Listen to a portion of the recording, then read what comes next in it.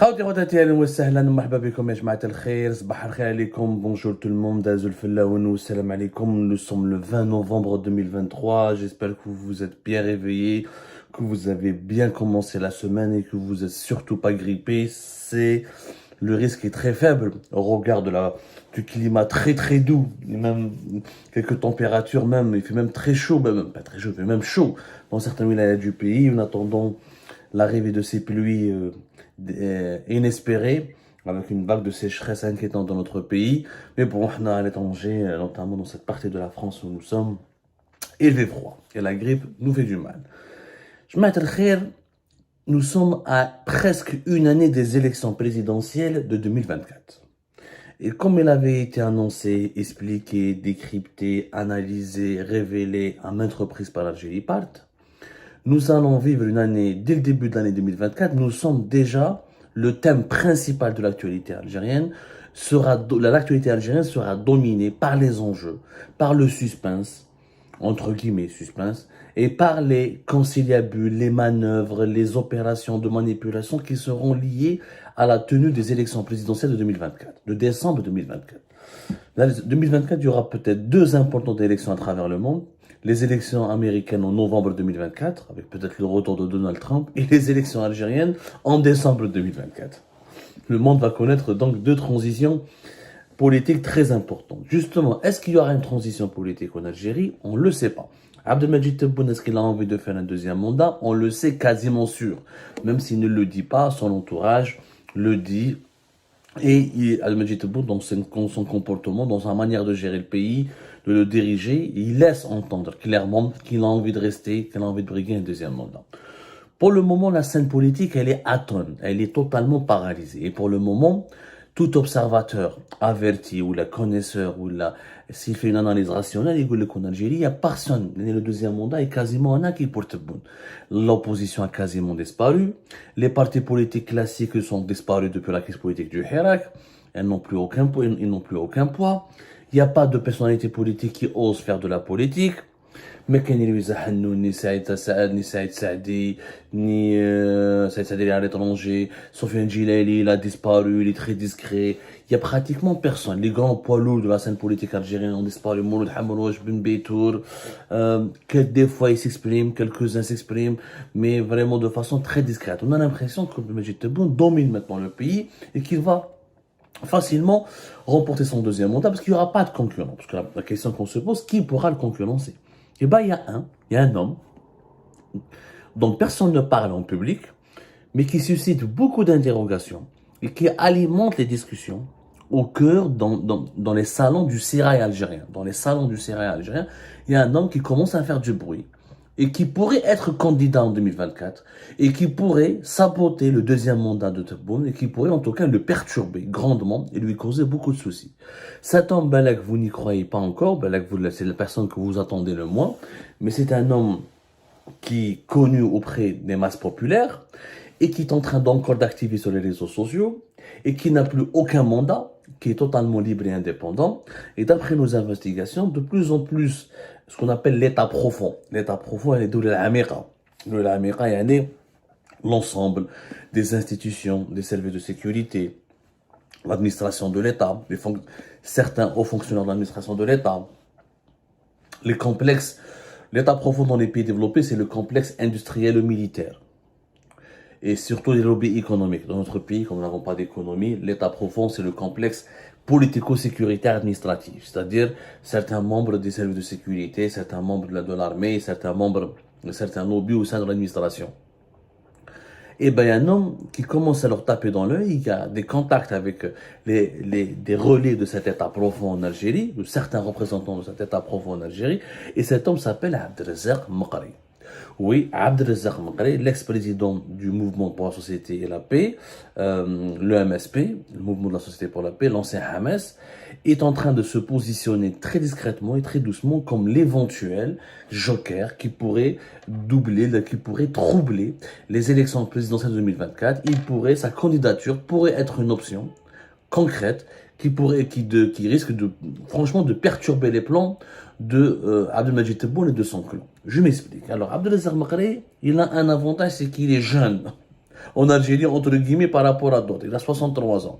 Le drame de l'Algérie. À 63 ans, t'es jeune. Par rapport à qui? Par rapport à Tebboune, 78 ans, à Chengriha, ou au Conseil de la Nation, Salah Goudjid. Donc, par rapport à 80 ans, 70 ans, on estime qu'il est jeune. Déjà, il est en bonne santé. C'est quelqu'un qui est en forme, qui est en bonne santé, il a 63 ans. C'est quelqu'un qui a une expérience politique importante, parce que, je rappelle, il a été député de la wilaya de Msila de 97 à 2002. Il a été député, encore une fois, de la wilaya de Msila pour un deuxième mandat de 2002 à 2007.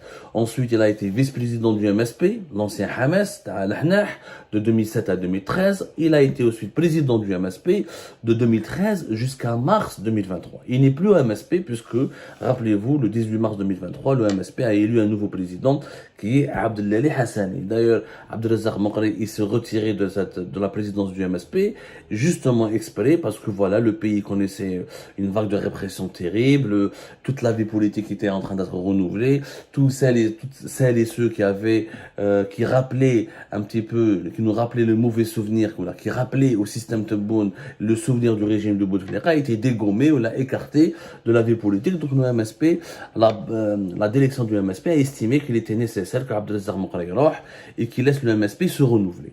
Sauf que ce départ de MSP, certains ont pensé, à tort, une fois qu'Abdelrazak Mokri va quitter le MSP, il serait un homme mort. Eh ben, c'est pas un homme mort. Au contraire, depuis le départ de Mokri du MSP, l'homme s'est beaucoup renforcé. Il est actif sur les réseaux sociaux, il a une page Facebook, il s'exprime très très librement. D'ailleurs, regardez ses posts critiques contre la politique des affaires étrangères de l'État algérien, la politique des affaires étrangères menée par Tebboune, notamment en ce qui concerne la question palestinienne, en ce qui concerne les relations avec les pays arabes, avec la Ligue arabe. Lisez sa page Facebook. Il est très suivi, il parle avec une liberté étonnante. Je pense que en ce moment, Mokri, c'est le seul politicien en Algérie qui use d'une liberté de ton. Parce que, في الجزائر دوكا واحد ما يهدر كي غير حنا جماعة les YouTube, les réseaux sociaux, les activistes, les journalistes sur les réseaux sociaux qui parlent. Tout est mort, tout est contrôlé, la censure elle est totale, l'autocensure a fait des ravages, l'emprisonnement des opposants, des activistes, des hommes politiques, des personnalités politiques a fait beaucoup de dégâts, mais Abdelrazak Mokri se distingue. C'est le seul qui adopte une position critique. Lorsque le régime algérien a interdit au début les marches pour Gaza, il a fait une vidéo très critique, très virulente, et il a essayé d'awisdom, ou mauch khaif, et qui sont quelqu'un qui est serein, qui parle beaucoup, qui prend position. La différence, l'avantage d'Mokri, c'est que depuis qu'il a quitté la MSP, depuis qu'il n'a pas de parti organique, il est devenu populaire. Il est devenu populaire. Beaucoup de personnes qui connaissent bien introduit au sein du régime algérien, ils disent que le clan présidentiel de Tebboune commence à avoir peur de Mokri. Ils ont raison. Je leur confirme. Il faut vraiment faire attention. Et il faut vraiment faire attention à Mokri. Parce que c'est quelqu'un qui est en train de monter en puissance. Sa popularité, il est populaire. La base du MSP, Habina ou Lakrana, elle est toujours avec lui. Moi, j'ai parlé avec des gens du MSP, ils l'apprécient beaucoup, ils le suivent, le docteur, professeur, Cheikhna. C'est quelqu'un de très respecté par la base du MSP. Le nouveau président qui est inconnu, Hassan, les membres de la direction du MSP n'ont aucun poids, mais ils ont un poids. Le MSP, c'est un parti qui peut mobiliser des milliers de personnes, voire 1 million de voix facilement. Zaid, le fait qu'il est un excellent arabophone et qu'il parle beaucoup aux masses populaires, Abdelrazak Mokri, c'est pas un homme des salons. C'est pas quelqu'un qui rencontre les généraux, les salons, les bars à Sofitel. C'est quelqu'un qui aime le contact avec le peuple. C'est quelqu'un qui a gardé ses origines populaires. De la wilaya de Msila, comme un certain Boudief. Donc, c'est quelqu'un qui est très populaire et quand il rencontre les représentants ou des hauts responsables ou des officiers des services de sécurité ou de l'enseignement ou certains militaires à la retraite, il les rencontre pas dans un cadre, dans les salons feutrés, t'as Alger ou t'as Oran, etc. Il garde des contacts informels mais dans des conditions très très modestes. Ce qui fait que lui, il ne pense pas comme le système. C'est quelqu'un qui est vraiment fait pour la politique. C'est quelqu'un qui, en ce moment, comme Abdelrazak Mokri, il est capable de se lancer directement dans une élection. Il est capable de mobiliser des voix. C'est quelqu'un qui est un bon orateur. Et c'est quelqu'un c'est un islamiste c'est un pur souche. هو كي تقراه تشوف باللي كي تهضر معاه تشوف باللي c'est un islamiste light. هو c'est pas du tout un islamiste light. انا هضرت معاه, j'ai eu des polémiques avec lui, je l'ai affronté une fois dans un plateau. C'est un dur, c'est un islamiste très très dur. D'ailleurs, je rappelle, quand en 2021 les talibans sont venus au pouvoir, il s'est félicité du retour des talibans. Il a même comparé le départ des soldats américains d'Afghanistan avec la défaite du colonialisme français en Algérie. Quelqu'un Yanni, qui fait des éloges aux talibans, on ne peut pas considérer que c'est un islamiste light. Il a une doctrine, il a une vision très conservatrice, mais pour ne pas dire même fanatique sur certains sujets de la société. Sauf que malheureusement, ce conservatisme, ce fanatisme pourrait payer